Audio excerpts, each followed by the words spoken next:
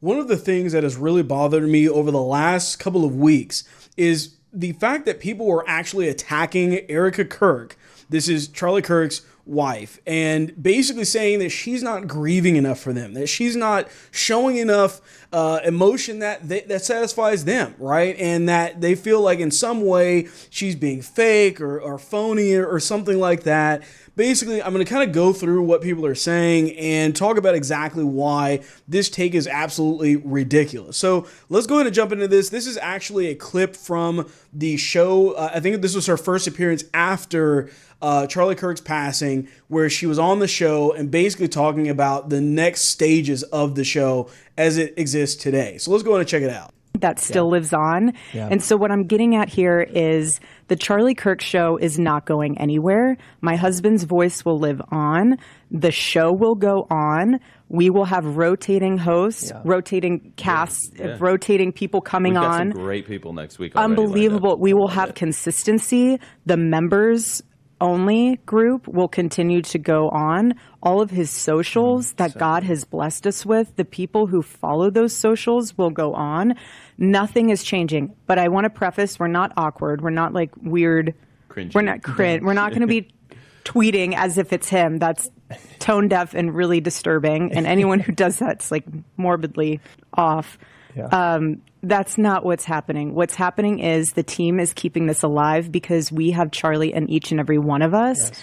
And it is going to be continually the North Star of the conservative movement, of the voice of the youth, of the voice of the base, and that will not end.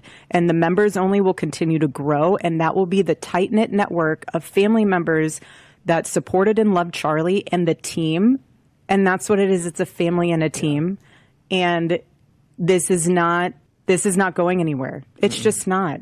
We need to be able to have people have a show where they can ask questions. Hey, I'm up against this. What would Charlie say? Okay, so that basically is the gist of it. I'm not going to play the whole thing, but people are actually tagging her over this, by the way, right? So if you look at some of these comments that we'll kind of go through here, so people are like, well, this is just weird. Right. And wait, she doesn't even doesn't she have 2 children? And, they murdered just a month ago. Why aren't they mourning together? Why aren't they doing all these things? And then this person saying, well, it used to be that widows observe 40 days of mourning, but she couldn't even do 20. So people are kind of dragging her for this. And to me, this is it's honestly just not right, and it's a lack of understanding about what is really going on here. So I'll be getting into that too. So jumping over to this. You have the fact that people are saying, well, they're exaggerating, right? When they approach Erika Kirk for just smiling in a screenshot during an interview, right? And then people are saying, well, it was more than just a screenshot. It was a lot more than that. But this guy is saying that grief can hit people at different speeds, right? And in different ways, and that people are going to experience things a lot differently. I think it's far more simplistic than that. I think it's much more basic than even that. I really don't even really necessarily like this statement about, well, everybody experiences it differently. I think we're missing the big picture here. She is a Christian, right? And if you've grown up in church, you remember singing songs that were talking about the fact that, hey, I don't belong here. I'm just passing through, right? This is a temporary place. This isn't even our goal, right? But the world is believing the exact opposite of that. They believe that everything that they are is the best it's ever going to be right here on earth, right? Their view is the literal pinpoint opposite of what Christianity at its core is. That our goal is not to live on earth forever. Our goal is to go to heaven. That is the actual goal of every Christian. When God calls us home, we accept that, right? And I think as a real Christian, it doesn't mean that you don't mourn. It doesn't mean that you don't do these things. However, when a lot of times when I see people that, somebody in their family dies and then they just lose it, their whole world crumbles. And for years and years and years, they are literally in this deep, deep, deep depression. And I often have to wonder, were you really a Christian this whole time? Because the second that something happens that didn't go your way, right? Especially in a situation of this where they're going to the place where they wanted to go, right? They wanted to go there.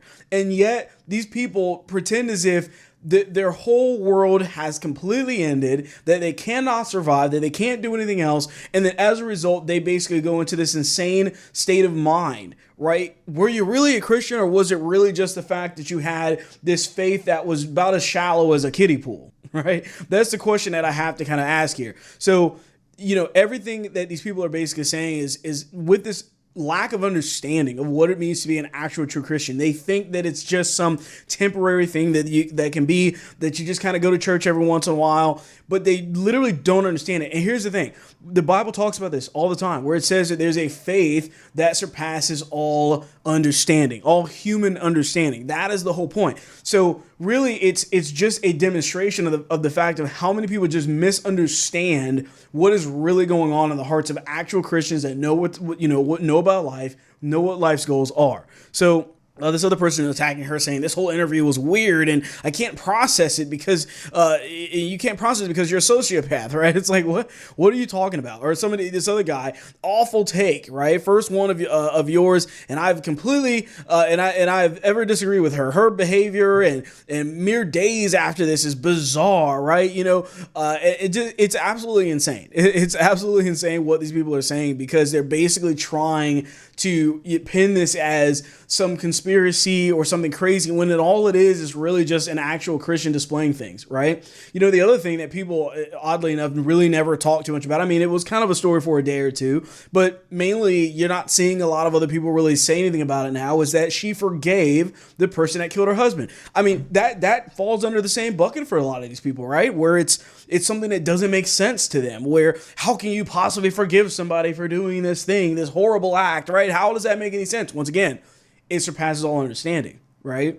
But these people don't understand that whatsoever. And the problem is that I'm seeing a lot of somewhat conservatives, or who will call themselves conservatives, that are also doing the same thing. You need to be more sad. You need to suffer. As if, by the way, any amount would ever satisfy these people. But the point is, it should not matter to Erika at all, because these people have absolutely no clue what is really going on in the world. They don't know what's going on in her life, and the way that she's processed all this, the amount of time that she's prayed, the amount of time that she has cried, and the amount of times that she has grieved. We've already seen her go through that, right? But at the same time, there's a point in time where you have to pick up the pieces and realize that God is never going to fail you, and that you can continue to live your life without this person there. It is necessary. And for a real Christian, you realize that you can't do it without God there, right? It doesn't just happen from your own volition out of nowhere. So it's just something I really want to make a video on, because I'm just tired of seeing this all over the place, where people are saying, oh, she's fake, she's phony, she doesn't know what she's talking about. Like, come on, guys, get over it and maybe realize exactly why. Understand the why, and then maybe you might be able to have this exact kind of faith in your life too, and a real true understanding of what our goals in life really are, right? That we are not here to stay here forever, even though sometimes we get wrapped up in what's happening here in our lives and our jobs and our kids and our things and these things like that. This is not our goal. This is not where we want to be for the rest of our lives. So because the world is always going to be broken, right? That's the main part about what is going on with Christians and their understanding of it. There's always going to be a broken earth. There's nothing that we can do to fix that. So except going to heaven, right? So I just wanted to kind of cover this story. Let me know what you guys think in the comments. Do you agree with me? Do you disagree with me? And what are your thoughts on the whole matter? So other than that, see you guys on the next one.